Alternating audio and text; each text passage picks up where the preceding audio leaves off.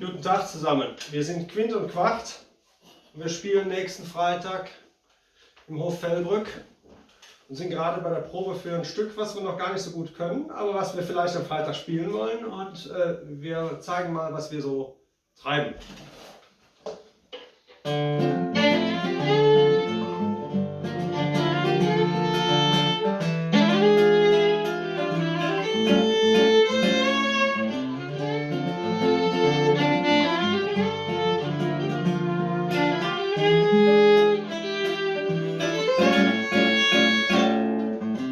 Der kleine Panz, der lieve Strop, jetzt der Schritt op wackelige Been.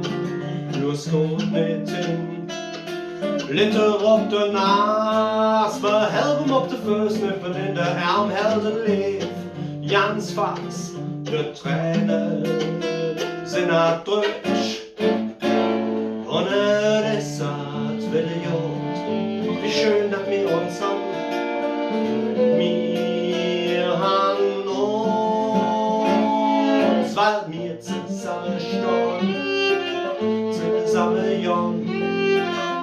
Zusammen alle drum können wir es schaffen. Wir haben uns, wir haben uns, wir haben uns, so wir haben uns.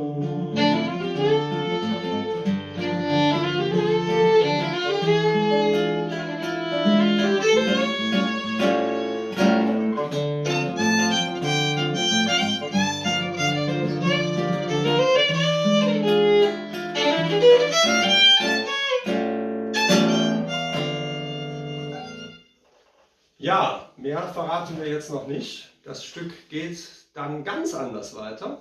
Musikalisch nicht, aber vom Text her. Und das ist auch das, was wir euch nächsten Freitag liefern wollen. Warum eigentlich auf Mundart? Ja, das ist der Sprach von der Seele. Es ist, wir werden ein Lied singen, da erkläre ich das. In einer ganz kurzen Passage in dem Stück. Und sinngemäß, ich kann meine wirklichen Gefühle, meine wirklichen Emotionen, das, was mir wirklich wichtig ist, in Hochdeutsch nicht so ausdrücken wie in Mundart. Und da ist einfach die Muttersprache, die ich selber gar nicht mehr richtig zu sprechen gelernt habe, dann trotzdem das, womit ich mich poetisch ausdrücken kann. Und ja, mir gefallen meine Mundarttexte besser als dann wieder die Versuche, es auf Hochdeutsch zu machen. Hm. Aber du verstehst es ja. Ich verstehe es ja mittlerweile. Das ist auch sehr schön. Denn die Stücke kriegen ja nur dann Sinn, wenn man auch wirklich in den Texten drin ist. Ja, und ich bin ganz beglückt und selig, dass ich vor einem Jahr den Paul kennengelernt habe und er dann ganz schnell, statt mir Mandolinenunterricht, gesagt hat, ich mache mit dir Musik, weil dafür war ich nämlich eigentlich hier, um Mandoline zu lernen.